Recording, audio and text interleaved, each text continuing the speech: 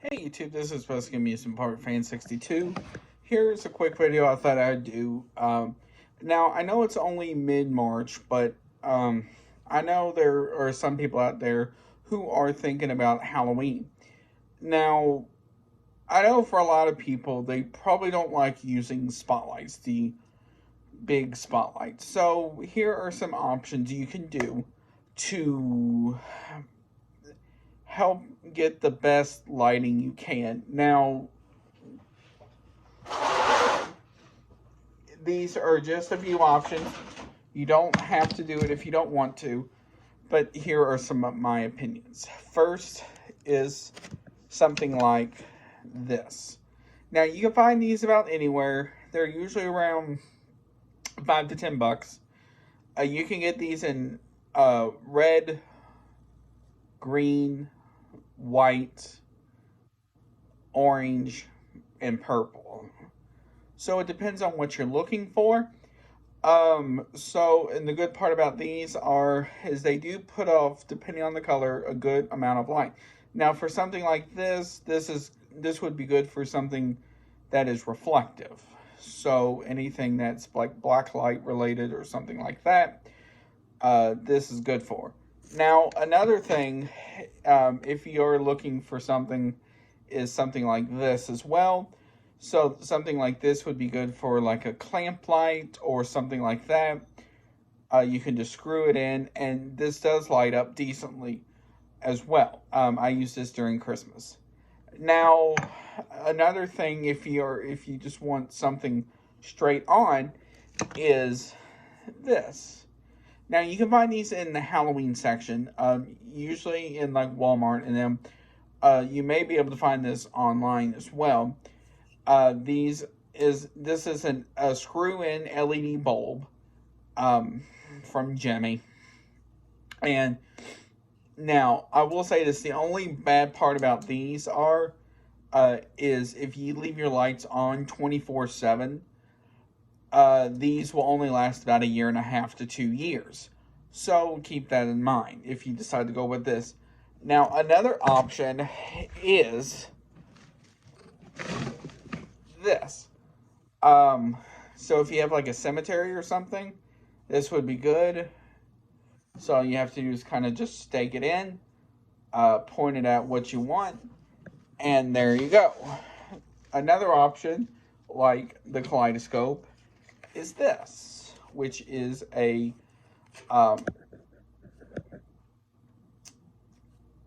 spotlight. So basically, all you do is you set it in just where you want the light, and it will light it up. Now, please be aware of this. With the kaleidoscopes, they come in green with a little bit of orange mixed in, purple with a little bit of orange as well, I believe, red with a little bit of orange, and blue with a little bit of green mixed in, or maybe vice versa. Now, you can get these in red, green, white, and then in some places, you can also find these in multicolored changing as one, as well as orange. Typically, those are found at places like Spirit Halloween. Now, those do run a little bit more. Those will run you about $30. Of course, I got those on sale. Those were 10, I believe. So any one of those lighting options I've just shown are a good idea, depending on what you want to do. Now, if you are looking for something that is creepy, but yet you want to have it the main focus, the best thing to do, actually, another one, is a strobe light. Now, you can find these anywhere. It depends on how big of a strobe light you want. So if you want something just on a certain item, a small one will work. Now, if you want the whole room, So if it's like some sort of room type scenario, such as like something like from the movies Halloween or Friday the 13th or something like that will work. Now, as far as like spotlights are concerned, the best thing to do with those is try and find lights that will fit what you want. Now, you can use the old-fashioned style spotlights. The main problem with those are, depending on the type you get, is um, a lot of the times they will take up too much power, as well as if there's a slight bit of water, such as like moisture or even rain, a lot of times it does pop the circuit depending on your fixture.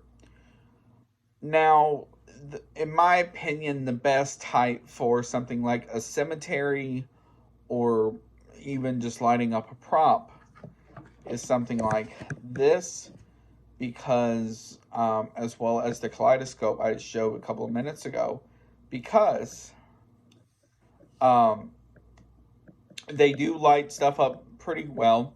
I use these especially on my phew, excuse me, on my gargoyles and stuff like that, and it does light it up pretty well. Now, I will say this: the only bad thing about these is if you get the blue, you will it does not light stuff up as much, especially if you have a lot of brighter colors around it. So keep that in mind. So if you get blue ones, you probably want to get a bunch of blue, just so that kind of sticks with it. Same, you can also get that as well in purple. I forgot to mention that, which is what I had on my skeleton from last year. Now another one you can do.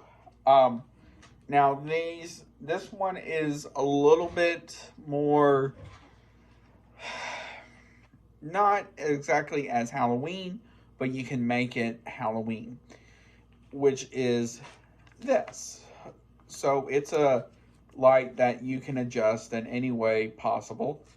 So you can have it shining up, shining straight out, or shining. So if you would happen to have it up, you can have it shining down.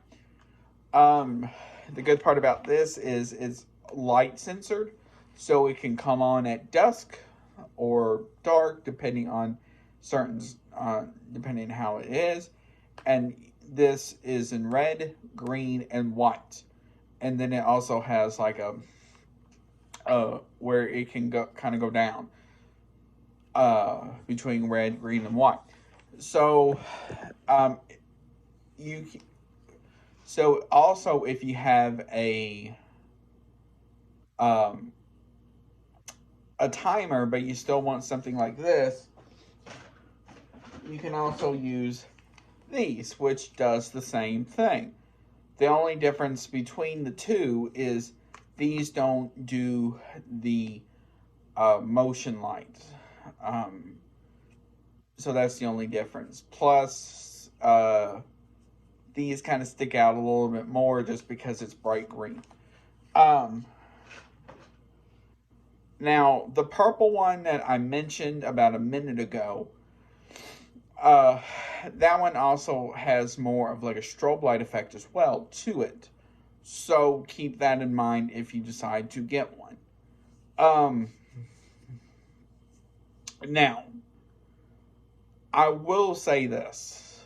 The problem, especially with kaleidoscope lights, are I'm not entirely sure how, but moisture does get in those. So especially like if you have like a big rain or something like that, moisture does get inside those and will take about a couple of days, weather pending, of course, on getting the moisture out.